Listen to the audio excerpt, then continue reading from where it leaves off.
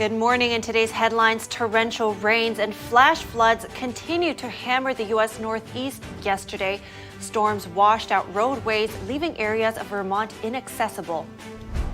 Western leaders gathering at the NATO summit in Lithuania. President Biden reacts to Turkey's U-turn on letting Sweden join NATO.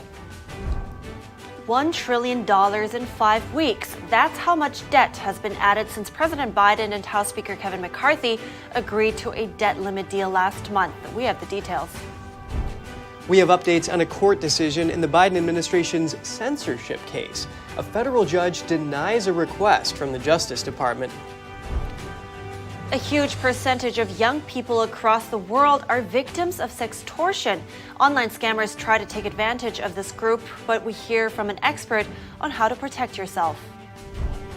And we learn how keeping your bone marrow healthy can mitigate your risk of getting leukemia.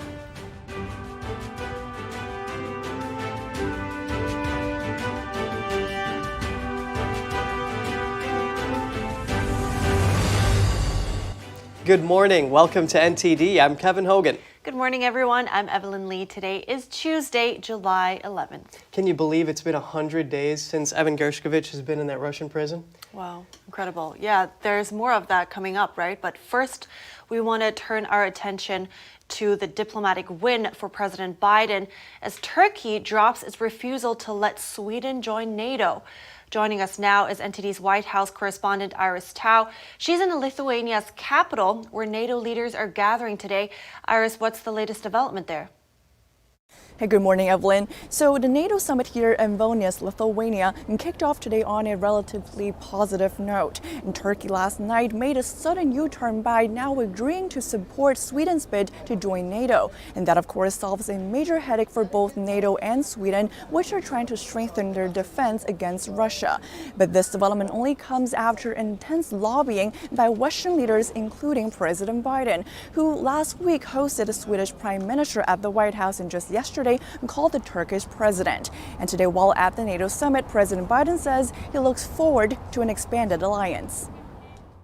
First time that NATO leaders will meet 31 together, and looking forward to meeting very soon with 32 members, with the addition of Sweden. And the White House at a press conference this morning in Vilnius says that it's now going to move forward with F-16 sales to Turkey, but also stresses that it's not part of any deal.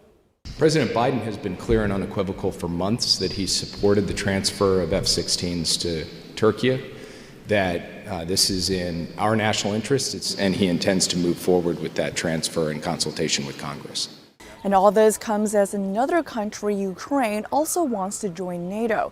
But President Biden made clear last weekend that this would not be the right time, as doing so would mean that the entire NATO would be pulled into the war with Russia. But today the White House added this. Ukraine has further steps to take along its reform path, but allies will send a united positive signal on Ukraine's path to future membership in the alliance. And President Biden is set to meet with Ukrainian President Volodymyr Zelensky on Wednesday on the sidelines of the two-day NATO summit. And in that evening, President Biden is set to make a major speech about America's position on the world stage. Back to you.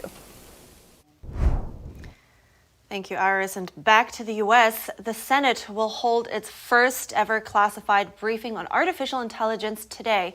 Administration officials, including Director of National Intelligence Avril Haines, will brief senators. Senate Leader Chuck Schumer says the briefing will show how the government is using AI to protect national security and will shed light on how U.S. adversaries are using it. Schumer called for comprehensive measures for AI last month, and U.S. lawmakers are urging for quick action to address the potential risks. That's as governments around the world consider how to mitigate the potential dangers of the emerging technology, which some experts say could remake human society. And on Capitol Hill, lawmakers are back with a full schedule planned. High-profile hearings and spending bills are top priorities, but there are some road bumps ahead. NTD's Melina Wisecup has updates about what to expect in the People's House this week. Lawmakers are returning from the July 4th recess with a lot of ground to cover. There's the high interest hearings this week. The FBI Director Christopher Wray will testify to the Republican-led Judiciary Committee. Republicans are likely to grill him on what they describe as the politicization of the nation's most distinguished law enforcement agency. They're likely to grill him on questions related to the raid on Trump's Mar-a-Lago home, as well as documents pertaining to the Biden family's overseas business dealings. Then over on the financial services side, you have that committee prepping for hearings, 4 hearings this week, all on ESG. Then probably the most pressing on the list is for lawmakers to figure out a way to fund the government on time to avoid a government shutdown, which is particularly concerning right now because both the House and the Senate are on a collision course working within different budget caps. Then, of course, tied up in this, there's a national defense bill. Committees in both chambers did already pass their versions of the bill, roughly $880 billion, but the House bill attracted some criticism from Democrats.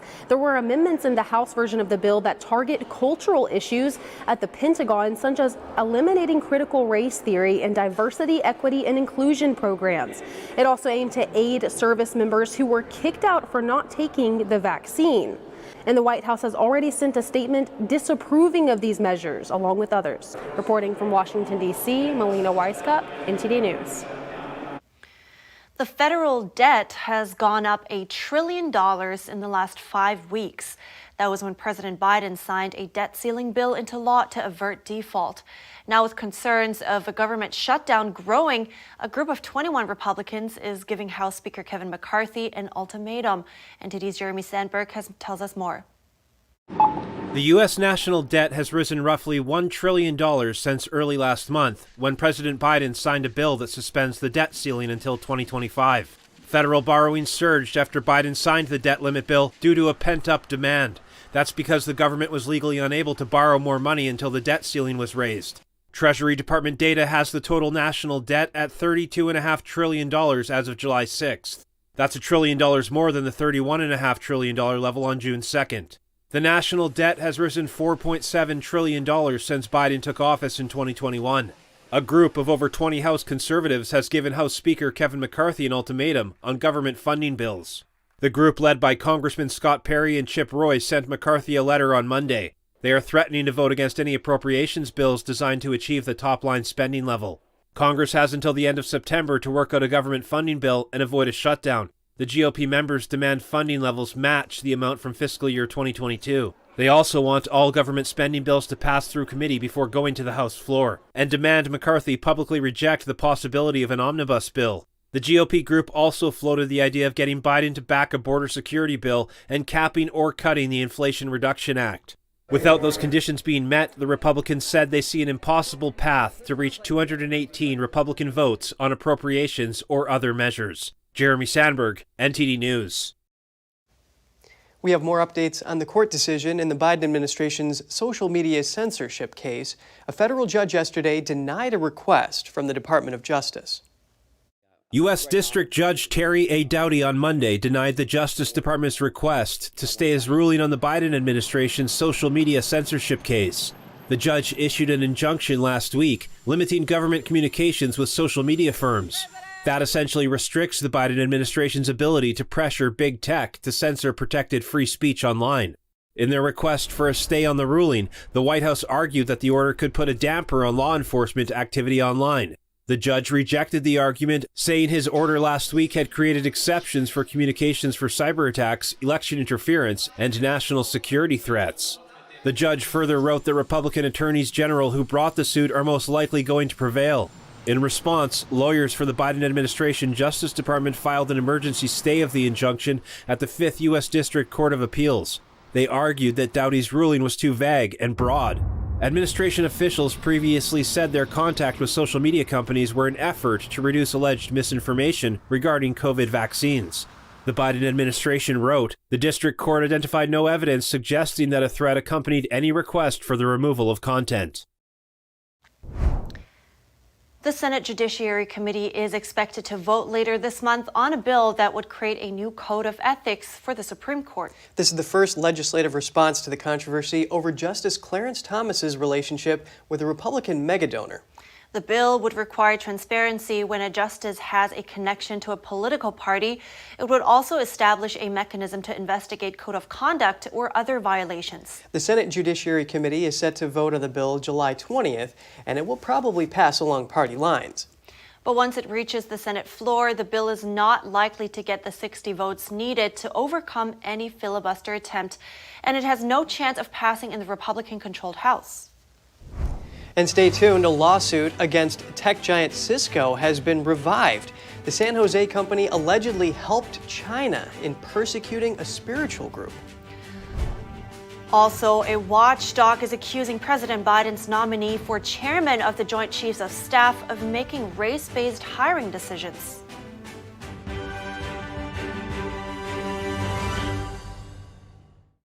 Tonight, hope prevails in times of adversity. Dr. A.R. Bernard provides a voice of faith in seeking common ground for America's common good. Also, Travis Steffens, creator of the world's first breath app, teaches how breathing is fundamental to hope. That's next on America's Hope.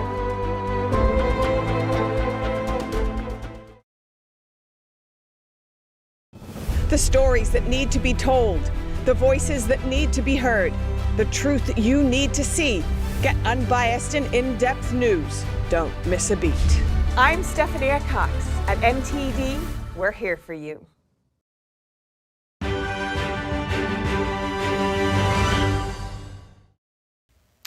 A lawsuit against tech giant Cisco has been revived. The San Jose company allegedly helped China in persecuting a spiritual group, but it was dismissed nearly 10 years ago. Now the judges are continuing the case. According to the Ninth Circuit U.S. Court of Appeals, a lawsuit that accuses Cisco of helping the Chinese regime's violent persecution of Falun Gong can move forward to trial. Falun Gong is a faith group that's been heavily persecuted in China since 1999. Its adherents filed a lawsuit in 2011 against Cisco, along with its two former executives, longtime CEO John Chambers and Cisco's then vice president for Greater China, Freddie Chung. The plaintiffs were 13 Chinese nationals and a U.S. citizen, Charles Li. The lawsuit alleges the firm supplied technology to help China's communist officials build a vast surveillance network to identify and track Falun Gong practitioners and facilitate their subsequent arrest and torture. In the filing on July 7th, the federal appellate court found the plaintiffs' allegations sufficient for the case to proceed, thus reversing a 2014 lower district court decision to dismiss the case. In a 2-1 opinion reinstating the suit, U.S. Circuit Judge Marcia Berzin wrote, "We conclude that plaintiffs' allegations, accepted as true, are sufficient to state a plausible claim that Cisco provided essential technical assistance to the Dozheng of Falun Gong with awareness that the international law violations of torture, arbitrary detention, disappearance, and extrajudicial killing were substantially likely to take place." Dozheng is the Chinese Communist Party term referring to the violent political campaigns the regime instigates against perceived enemies. Ms. Berzon said that the company's actions, many of which took place on U.S. soil, constitute aiding and abetting the Chinese regime's abuses. The plaintiffs allege that Cisco marketed itself to target dissidents and became a facilitator of the regime's violent suppression of faith by designing and developing a comprehensive apparatus with U.S. technologies and talent in exchange for market access. The system the plaintiffs referred to is Golden Shield, the Chinese surveillance platform that's accessible nationwide in China. Cisco, they said, had designed, crafted, and given critical assistance to implement and fine-tune the Golden Shield project at a time when the regime was incapable of developing one on its own. The plaintiffs allege the resulting product was a surveillance system that can monitor Falun Gong adherents' internet activities in real time to identify, round up, and torture members of the religious group. It also builds detailed and constantly updated profiles of suspected and known Falun Gong adherents that Chinese security officers can retrieve anywhere in the country. They added that the information, including location, family, and contacts, aided the regime in rounding up adherents and coercing them to renounce their faith. Circuit Judge Morgan Kristen, who dissented, said, "I see several sound reasons to decline to recognize a cause of action for aiding and abetting the acts alleged in plaintiff's complaint, and I am deeply concerned about the practical consequences of allowing plaintiffs' claims to go forward without input from the political branches." The plaintiff with U.S. citizenship, Charles Lee, said he was arrested in 2003 for practicing Falun Gong in China. Lee said he was beaten, deprived of sleep and food, and handcuffed in painful positions during his 3-year prison sentence. When he was finally released in 2006, he was also expelled from China. Cisco did not respond by press time for a comment. A watchdog is accusing a top Air Force official of making hiring decisions based on ideology and race. NTD's Daniel Monahan has more on the complaint against General C.Q. Brown, President Joe Biden's nominee to be the new chairman of the Joint Chiefs of Staff. The American Accountability Foundation filed the complaint with the Office of the Air Force Inspector General. It's calling for an investigation into comments made by General Brown it alleges are racist and discriminatory. In this interview with the Washington Post from 2021, Brown discusses how the Air Force can increase the number of black officers serving. We actually ensure that we have diverse candidates on the list. And the last thing I would say on that is how we encourage and mentor some of those diverse candidates, because sometimes they may feel like they're not qualified. The Watchdog cites a 2021 interview General Brown did with People magazine where he stated, "We've got to closely manage our diverse populations to make sure their development and opportunities aren't happening by luck," and mentions an interview with the Chicago Council on Global Affairs in November 2020 where it says General Brown stated, "I hire for diversity and that I purposely build my office, my front office, and my team with diverse backgrounds." The watchdog says that discrimination by federal officials based on race is prohibited under the Equal Protection Clause of the 14th Amendment. The foundation is also calling attention to General Brown's comments regarding the monitoring of the constitutionally protected speech of military personnel's social media. It cites a July 2021 interview with PBS where General Brown stated that recruits' social media should be monitored because people will put things on social media that they'd never say to your face. Brown added that wrong views would be a factor in determining whether a recruit would be accepted. NTD reached out to General Brown's office but didn't hear back by broadcast time. Daniel Monahan, NTD News. And now turning our attention to weather, flash floods continue to swamp the northeastern U.S. yesterday. Torrential rain that began over the weekend overwhelmed rivers, washed out roadways, and killed at least one woman in New York State. She was sadly swept away. New York and Vermont were the hardest hit states. Vermont officials were calling the flooding the worst since Hurricane Irene reached the state as a tropical storm in 2011. Parts of Vermont had already received between 7 and 8 inches. Rescue teams from North Carolina, Michigan, and Connecticut were helping to get to towns that have been unreachable. The towns of Londonderry and Weston in Vermont were inaccessible, and rescuers were heading there to do welfare checks. Water levels at several dams were closely monitored. Roads were closed across the state, including many along the Green Mountains. The heavy rains in the New England area are expected to move out of this region by the afternoon. Stay safe and stay tuned for the weather at the end of the broadcast. Wow, yeah, those are some serious events. And we're going to have some more news for you coming up. The Kremlin confirms a meeting between Yevgeny Prigozhin and Russian President Vladimir Putin has taken place. And the Ukrainian capital, Kyiv, was attacked by Russian drones this morning. Those stories and more after the break.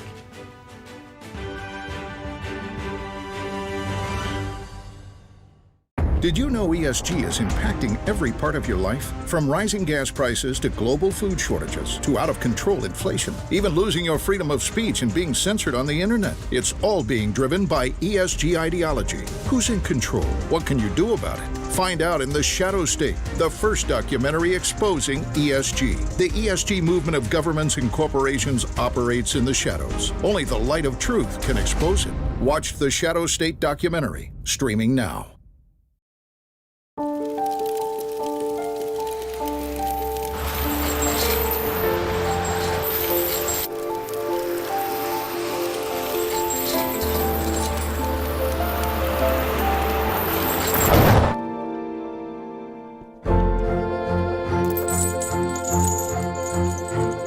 Did you know dragging chains can spark a wildfire?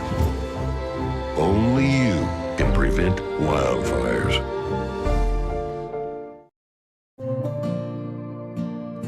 Imagine Imagine a coffee that cares for your health. Expertly fermented with a 50 enzyme complex to enhance flavor and remove bitterness. Small batch roasted to a decadent medium dark, resulting in a brew that is gentle on digestion, low acid, and up to 90% less caffeine than regular coffee.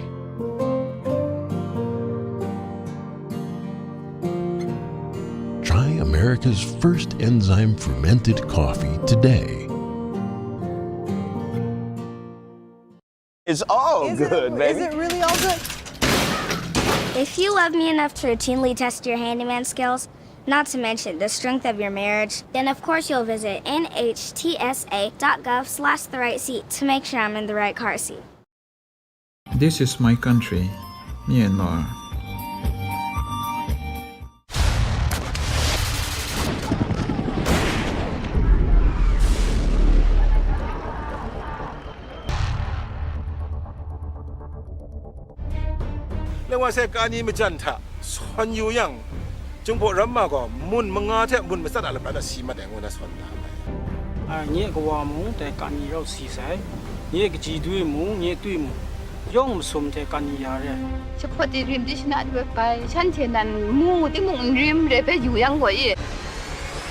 And the drug movement.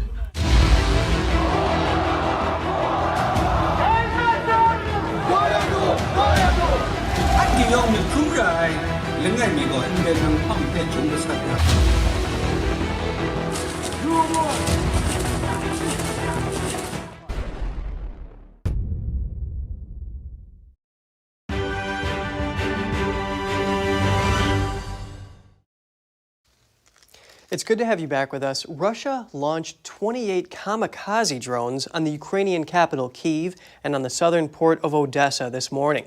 This just hours before the start of the NATO summit in Lithuania. The Ukrainian military said all drones sent towards Kyiv were intercepted, but debris damaged a number of houses in the region. Over Odesa, 2 drones hit an administration building. There were no injuries reported. President Emmanuel Macron said today that France will provide Ukraine with Scalp long-range cruise missiles to help Kyiv's forces strike targets deep behind Russian lines. The Kremlin on Monday tried to provide some clarity about Yevgeny Prigozhin's meeting with President Putin. The Kremlin spokesman confirmed the meeting had taken place, but the small details he revealed have created more questions. Here's the story. Not seen in public since his mutiny threatened Russia's leadership and labeled a traitor by the Kremlin. Yevgeny Prigozhin seen down and out, bound for exile or worse. But now, Moscow acknowledging Vladimir Putin himself hosted Prigozhin and other Wagner commanders inside the Kremlin just 5 days after the uprising. The president listened to the explanations given by the commanders and offered them options for further employment and further military service, the Kremlin spokesman said. This after Kremlin-controlled media spent weeks trashing Prigozhin, like in this segment on a popular show. The reporters saying Prigozhin is not the Robin Hood he tried to pass himself off as. He was a businessman with a criminal past. After the mutiny, the Kremlin had said Prigozhin would essentially be exiled to Belarus. Now, a different tone towards Prigozhin and his fighters. They stressed the fact that they are loyal supporters and soldiers of the head of state and the commander-in-chief, the spokesman says. They said they were ready to carry on fighting for their motherland. It's not clear what prompted Putin to meet Prigozhin, but the Russians currently need all the manpower they can get. The Ukrainians say they're making important but slow gains in the south and east. Kyiv, though, hampered by a major lack of ammo, especially for their artillery guns. That prompted the Biden administration to give the Ukrainians controversial cluster munitions to make up for the shortages in conventional artillery ammo. This is a war relating to munitions and the running out of that ammunition, and we're low on it. I spoke to the CEO of Rheinmetall, one of Europe's largest arms manufacturers. Rheinmetall does not produce cluster munitions, but he told me his company is ready to vastly expand its conventional ammo production. On the artillery ammunition, we produce 100,000 of rounds, and the capacity next year will be 600,000. So if you see that the need is 1 million, Rheinmetall could deliver, if we deliver only the Ukrainian, 60% of the need. And the company says it wants to go a step further, servicing and even producing vehicles inside Ukraine, starting with these armored personnel carriers called Fox. If they always have to wait that Europeans or Americans help them over the next 10 or 20 years, I think that's not possible. More on Russia. The U.S. has confirmed that it is in talks with Russia for a prisoner swap to bring Wall Street Journal reporter Evan Gershkovich back home. But those discussions have not produced a clear pathway to a resolution. U.S. National Security Advisor Jake Sullivan on Friday said he had a chance to meet with Gershkovich's family and representatives of the outlet to discuss the latest status of the case and efforts to have him released. The journalist was arrested over alleged espionage on behalf of the U.S. government. The outlet denies the allegations. His release may be in exchange for Vladimir Danaev. He's a Russian citizen who faces cybercrime charges in the U.S. Sullivan said he does not want to give false hope and doesn't have a clear answer to how they will return Gershkovich home. The Kremlin recently confirmed Russia was open to discussing a prisoner exchange, but said those talks must be held in private. We're bringing in Lee Smith, the author of The Permanent Coup and the Plot Against the President. He joins us live to discuss this. It's great to have you with us, Lee. Hey, good morning, Kevin. Thank you, and thanks for bringing me on this morning. How do these prisoner swap negotiations work? Well, I mean, we saw the National Security Advisor, Jake Sullivan. He's not just going to be speaking with family members, the family members of Gershkovich, but he's going to be speaking with his Russian counterparts as well. And it wouldn't surprise me if there are other mediating parties involved. I mean, officials from other governments that are on good terms with the U.S., as well as the Russian Federation. And of course, right now, U.S. and Russian relations are not at an all-time low, but they're not in a great place. Beyond those rocky relations right now, can you think of any other obstacles that would prevent this prisoner swap from going through? Well, I mean, I think we have to look at the premise of the premise of the. I mean, they've taken him hostage, basically. I mean, we can talk about the premise under which they arrested him, but basically they've taken him hostage, and the real purpose, countries like Russia and Iran and other despotic regimes take Americans prisoner, is to underscore American weakness. And so that's really what's going on right now. So the idea that the Russians could have the White House on the hook and make the White House beg publicly or something to that effect to make Joe Biden look weak, that's a key interest right now for Moscow, right? They're much less concerned about getting home a cyber criminal held in U.S. custody than they are in. Remember, they're at war right now, and the Biden administration is waging a proxy war against them. So anything that Putin can do to make the Biden White House look weaker is a win in their book.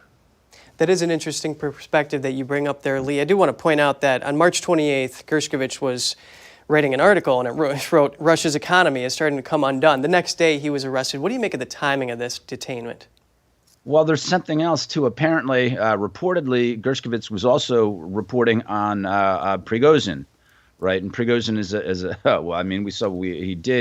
he led, I don't know if we want to call it a coup, but he certainly led a very serious attack against Putin and Putin forces, right? And so Prigozhin is a very, very sensitive subject right now. And I imagine, we don't have much clarity on this, but I imagine the case that the Russians are making is that contact with Prigozhin suggests that this journalist was doing something bad. Again, that will be their case. Of course, it's nonsense. This guy was out there reporting stories like solid American journalists do. Tragically, there aren't enough really good American journalists left, but this guy appears to have been doing real reporting on the ground. But it was his story on Prigozhin, I think, that is going to be what the Russian government is talking about and what they're holding over the head of the White House. And I will add here, Lee, that Russia has not produced a shred of evidence to support these espionage charges. Are there any other notable prisoner swaps between the U.S. and Russia that can give us an idea as to how this might play out? Well, I mean, we saw the most recent one was for basketball player Brittany Griner. So I mean, these are one-for-one deals. There's at least one American prisoner, at least one American held prisoner by the Russians, and that's Paul Whelan, former Marine. He's been there, I believe, since 2018. So he wasn't released in the in the exchange that freed Brittany Griner. And it looks right now, as you were speaking about before, this would be a one-for-one deal, and Paul Whelan will tragically linger in a Russian prison, it appears. Very troubling. Well, do really appreciate your time. Lee Smith, the author of The Plot Against the President, thank you so much. Thank you, Kevin. And now some short headlines from around the world. Jews and Muslims came together yesterday in Bosnia on the eve of the 28th anniversary of the Srebrenica massacre. They met to talk about ways of using their shared pain to help rid the world of hate and bigotry. More than 8,000 Bosniak, mainly Muslim, men and boys were killed in 1995 in Srebrenica by Bosnian Serb troops. The massacre has been declared a genocide by the UN. In Iceland, police have restricted access to a volcano that has been spewing out life-threatening toxic gas pollution. Residents near the capital, Reykjavik, have been encouraged to sleep with windows closed. The volcano erupted in southwest Iceland yesterday following intense earthquake activity in the area. A UK minister says banks have been denying services to defense companies over ESG factors. ESG stands for environmental, social, and governance. James Cartledge, Minister for Defense Procurement, said his ministry has launched an investigation into the impact of ESG rules on the defense industry. And just ahead, Meta CEO Mark Zuckerberg is in the hot seat. Florida Attorney General Ashley Moody says his company's platforms are heavily used in human trafficking cases. And catfishing, scams, hacking, even AI-generated blackmail. Teens around the world face mounting threats, but there's hope. Learn how you can stay safe online.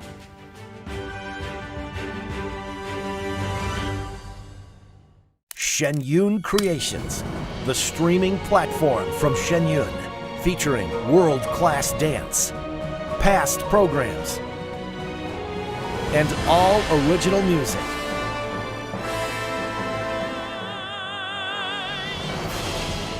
Masterclasses, behind the scenes, comedy, and more. Explore shenyuncreations.com. Award-winning filmmakers Stephen Barber and Matthew Housley, along with producer Tamara Henry, bring you the world's most dangerous paper route. Never-before-seen images from legendary Stars and Stripes military newspaper. Don't worry about the bullet with your name on it. Worry about those flying around that say to whom it may concern. I was a member of the West Point class of 1974. Stars and Stripes was part of our daily existence. In a way, the hometown newspaper of the U.S. military. I think it's the most important newspaper in the world. I had a choice between going to Armed Forces Network or to Stars and Stripes, and I picked Stars and Stripes. Join Vanilla Fire Productions as they head downrange to Afghanistan, Iraq, and Kuwait to follow the world's most dangerous paper route. These people put their lives on the line continuously.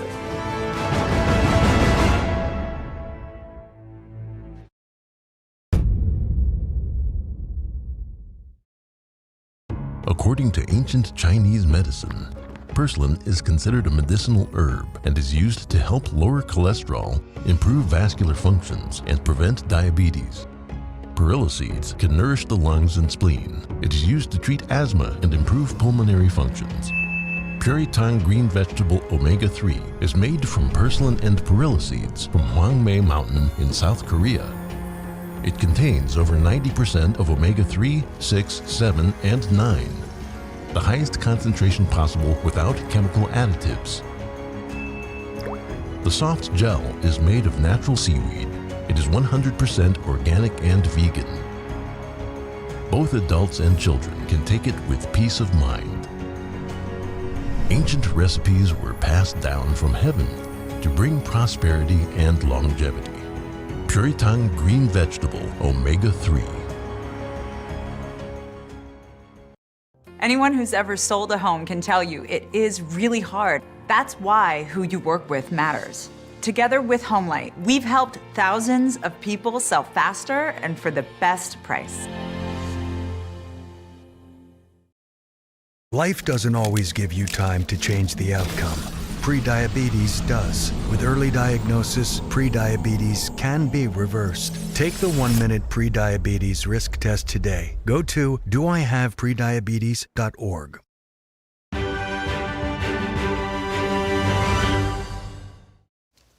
Welcome back. Human trafficking is in the spotlight. Florida Attorney General Ashley Moody has called on Meta CEO Mark Zuckerberg to testify about the heavy use of Meta platforms in trafficking cases. NTD's Daniel Monahan has more on a concerning new report. A Florida human trafficking investigation examined all reported instances of social media platform use in Florida human trafficking cases since 2019. It found that more than half involved Meta platforms Facebook, Instagram, Messenger, and WhatsApp. Attorney General Moody invited Zuckerberg to testify before the statewide Council on Human Trafficking. She wants to hear what Meta is doing to prevent its platforms from being used to assist, facilitate, or support human trafficking. Moody said, before launching new products or wasting time preparing for a cage match that will likely never happen, Zuckerberg should be working to make Meta's existing platform safer for users and to prevent vulnerable people from being forced into illicit sex work. Attorney General Moody and the council conducted a statewide study with Florida law enforcement agencies on documented instances of human trafficking involving social media. The survey went out to 80 law enforcement agencies, going to all 67 sheriff's offices and police departments in major Florida cities. Results showed that 146 of the 271 reported instances of social media use in human trafficking were through Meta platforms. According to the 2022 Federal Human Trafficking Report, Facebook was the top platform used in recruitment of human trafficking victims from 2019 to 2022. Facebook and Instagram combined to make up 60% of the top 10 platforms included in the study. Daniel Monahan, NTD News. Meta's new social media app Threads is giving some stiff competition to Twitter. CEO Mark Zuckerberg says Threads now has more than 100 million users. Industry analysts estimate Twitter has just over 350 million worldwide, but usage has been down.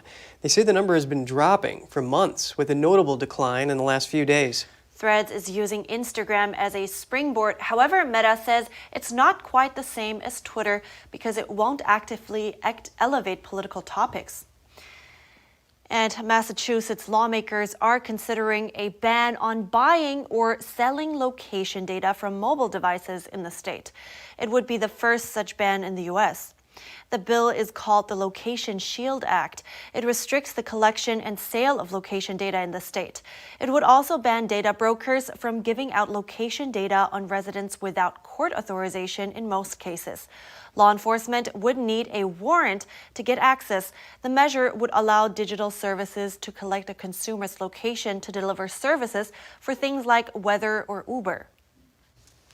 Moving on to a disturbing phenomenon called sextortion, and it's on the rise.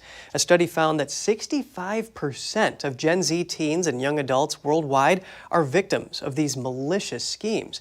The report comes from Snapchat's parent company Snap Inc. This includes using catfishing scams or hacking to blackmail these young people.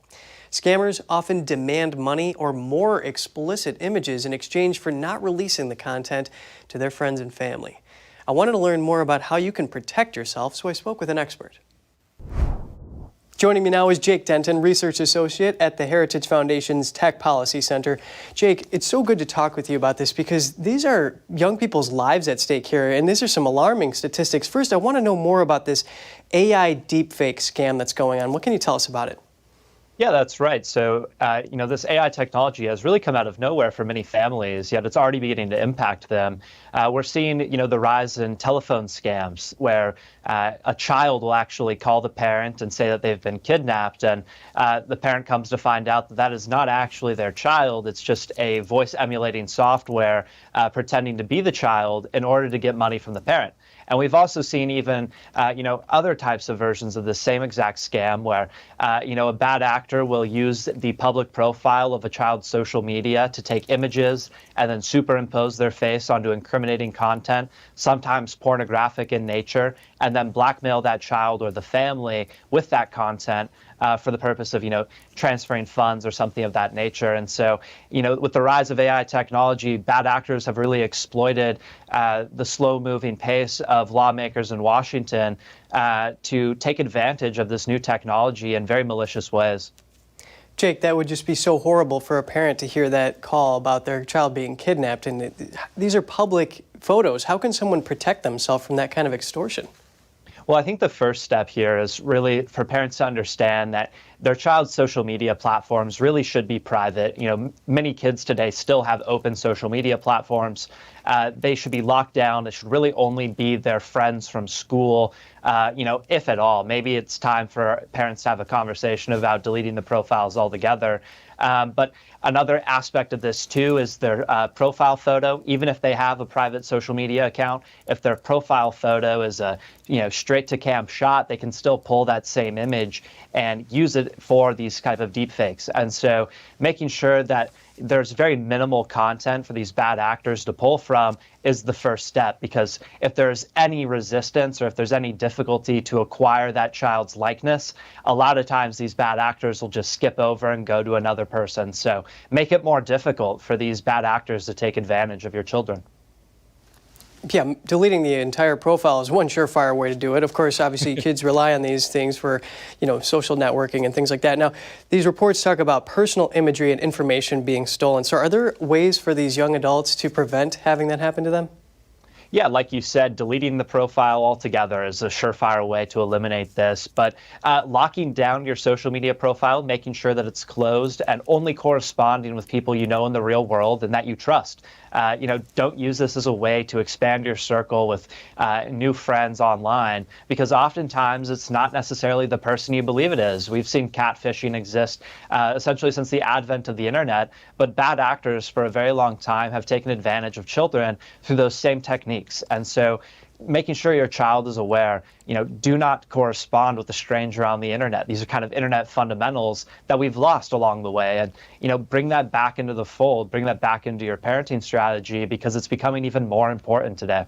Well, it's so good that this study came out so we can bring this important issue to light. And I do appreciate your analysis. Jake Denton, Research Associate at the Heritage Foundation's Tech Policy Center. I do really appreciate your time today. Thanks for having me. YouTuber Logan Paul's popular Prime energy drink is in the crosshairs of Congress. Senator Chuck Schumer wants the FDA to investigate Prime, saying it has off-the-chart levels of caffeine. Meanwhile, he says its marketing tactics are directed at young people. That's right, and having too much caffeine is just not healthy for people 18 and under. NTD's Faye Corder has more. Senator Chuck Schumer has asked the FDA to investigate Logan Paul's Prime energy drink. In a press release, Senate Democrats said that Prime, one of the most in-demand drinks for kids, is, quote, actually a cauldron of caffeine. At around 200 milligrams per every 12 ounces, Schumer says it has more caffeine than a can of Coca-Cola, a Red Bull, and any cup of coffee. There are side effects from caffeine, so things like increasing your heart rate, increasing your blood pressure. They increase diuresis, they increase your urination, so you can increased risk of dehydration. Rebecca Carl is a pediatrician from the American Academy of Pediatrics. She says these effects are stronger among children who are more sensitive. Caffeine can also give children headaches, interfere with their sleep, and make them less sensitive to being tired. When it comes to kids, actually there is really no demonstrated safe amount of caffeine. So under 12, the American Academy of Pediatrics says no caffeine. Lindsay Malone teaches nutrition at Case Western Reserve University. She says that for kids over 12 and under 18, a maximum of 100 milligrams is recommended. That's about 3 cans of Coca-Cola. Prime Energy says that this drink is not for under 18s. It has a tremendous amount of caffeine. It has about twice as much caffeine as a Red Bull. But where do you find that kids shouldn't drink Prime Energy? In the fine print. David Monahan is the campaign director at Fair Play, a nonprofit that wants to end marketing to children. Monahan says that saying the drink is for people 18 and over only in the fine print doesn't work. He says this is because Paul and KSI are blasting teens on social media that they should buy this drink. They're out there on all the platforms where kids and teens are saying, this drink is great, you'll be cool if you drink it, if you live an active lifestyle, you need it. You're going to be popular if you drink this drink. Senator Schumer says that Prime's website features insufficient warnings about caffeine content, despite the eye-popping amount. He wants the FDA to investigate Prime's health claims, as well as the social media influencer-centric marketing style. Faye Quarter, NTD News. You know, I gave up caffeine a long time ago. It was the caffeine withdrawals that got me. Oh, really? Yeah, I just nixed it. That's interesting. Well, you know, I'm still I don't think I can make this early without caffeine yet, but, you know, I had a friend in high school that got heart palpitations sometimes because she drank too many energy drinks. Oh, yeah. That's really troubling. Well, yeah. What about an apple? That's a really good way to get an apple quick instead. boost of Well, energy. I'll try it certainly, but I can't promise anything. Let's see what my state is tomorrow. If I'm not at the top of my game, you'll know what happened. I see. And talking about things that we take in, how about a free lunch? On Tuesday, Subway restaurants are giving away up to 1 million 6-inch subs to showcase their new deli slice meats. To get a free stub, you'll need to physically go to a participating location between 10 a.m. and 12 p.m. and choose a 6-inch sub from their new Deli Heroes lineup menu. The company invested more than $80 million in new deli meat slicers for 20,000 restaurants. They're doing this to show off the new products. There's only one free sandwich allowed per person, and they won't take any other coupons. I'm not a big fan of long lines, which I assume the Subway will have, but hey, free sandwich, why not? Yeah, you could try it out, I guess. And we're going to have more news for you coming up. What is the relationship between bone marrow and leukemia? We sat down with the health correspondent to have it explained. We'll have that story after this break.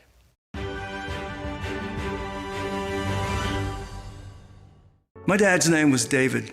He always talked about getting life insurance, and now it's too late. No one was expecting my husband Dave to suffer from a heart attack. We didn't have life insurance. We thought we had more time. Don't be Dave, and don't wait until it's too late to get the life insurance coverage you need. And if you don't have enough insurance to cover funeral costs, credit card debt, and other expenses, your family is going to get stuck with the bill. Call now to get affordable life insurance. Just call 800-494-1562.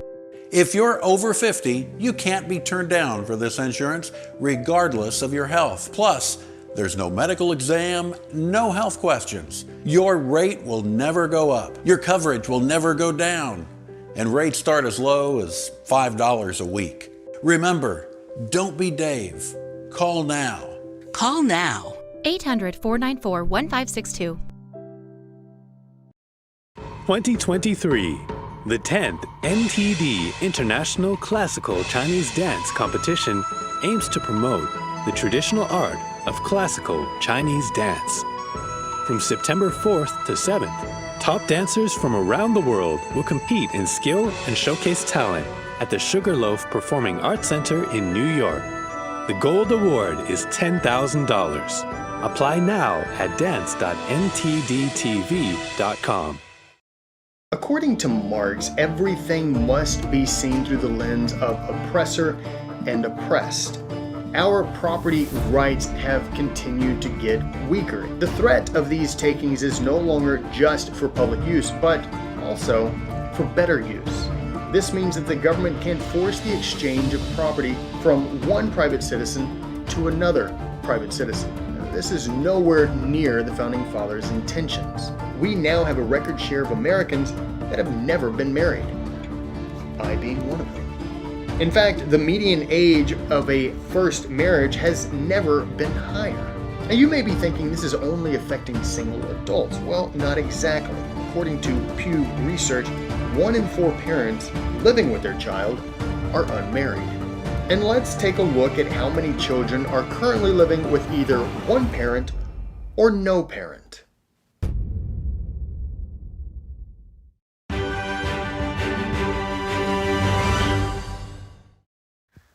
Welcome back. On the topic of health, keeping your bone marrow strong and healthy can mitigate the risk of developing leukemia. We brought in our health correspondent and host of Vital Signs, Brendan Falun, to explain. When I think about bone, I think of the skeleton in my biology class, or like a dried carcass out in the desert somewhere. And we tend to think of this kind of rigid, dry substance, but bone is actually, it's a living, growing organic structure. And remarkably, inside bone is this bone marrow, and that is the source of our blood cells, of the platelets, the red blood cells, white blood cells, plasma.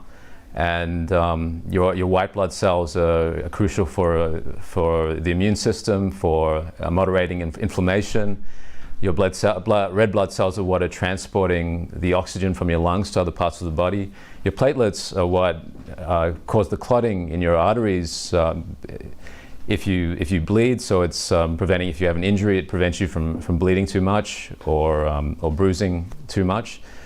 So I mean, just as one example, getting back to the white blood cells, they have that role in boosting the immune system.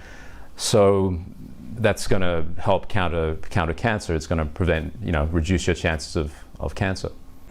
So can you go in a little bit more detail on how the health of the bone marrow actually affects the health of our blood cells as well? Because the bone marrow is basically the production factory for our blood cells. It's where the white blood cells are made. It's where the red blood cells are made, the platelets, the plasma. So if you're supporting your bone marrow health, you're supporting that function to create these vital blood cells of the body. Oh, very interesting. Now, when we talk about the types of cancers, which ones is it any type of cancer? Well, I mean, in terms of bone marrow, we're generally talking about leukemia, which is the cancer of the blood-producing tissues of the body. Leukemia ranks about number 10 in the U.S. as far as how common it is among cancer. Breast cancer being the most common, number 1, and then prostate cancer and lung cancer. And in the U.S., there's around 60,000. They project this year in 2023 around 60,000 cases of leukemia, and about 24,000 people are projected to die from leukemia this year. That's quite prevalent. Now, what can people do then to strengthen bone marrow? And maybe what other ways are there to prevent that type of cancer? I think with so many things to do with our health, it comes back to our diet for one. And if you look at what's needed for the production of blood cells in the bone marrow, you have like vitamin B12, folate are both essential for the creation of the DNA that's in the blood cells. So those are things you can supplement. Another really crucial one is iron. This is within the red blood cells is hemoglobin, and this is what actually transports the oxygen to the other parts within that cell, to other parts of the body. And iron is a crucial component of hemoglobin. But we waste so much of the animals that we eat. I mean, they call it, it's called offal, the different organs like the heart, the liver that can actually be eaten, and in many cultures they do commonly eat these things. But take the liver, for example. It's a very rich source of iron. So that's one way to really increase the amount of iron in your diet. And on top of that, there's protein. You want to be eating lean meats, eggs, fish, legumes, nuts. These will increase the amount of protein. That's also a raw ingredient for blood cell production. I think it sounds like there is a lot of small adjustments people can make that will make a big difference in their lives. So thank you so much for those tips, Brendan Falun. I appreciate it. It's been a pleasure. Thanks for having me on. Just a fascinating interview, and I find health so interesting how when you actually eat an item that corresponds to that part in your body, it helps. Like bone broth, for example, can be beneficial for bones. Yeah, and also something like walnuts you mentioned, right? Depending on what they look like. Yeah, and once again, we're on the topic of diet. Just seems so important, right? Yeah, walnuts, they look like the brain. healthy. They're good for the brain. Tomatoes, what color are they? Red. Yeah, so is blood. Building. Yeah. And it helps with blood circulation, There we right? go. It's wild stuff. Some tips for you before we sign off here. That's all for today's program. We'd love to hear from you at goodmorning@ntd.com. Write us if you want. Thanks for watching. I'm Evelyn Lee. And I'm Kevin Hogan.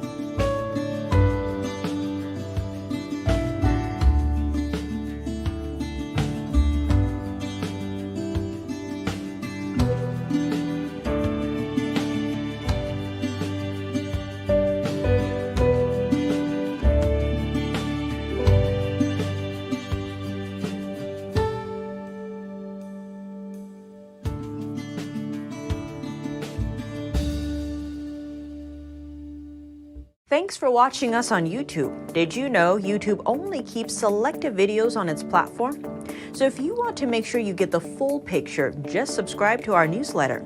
Go to newsletter.ntd.com and sign up. It's free.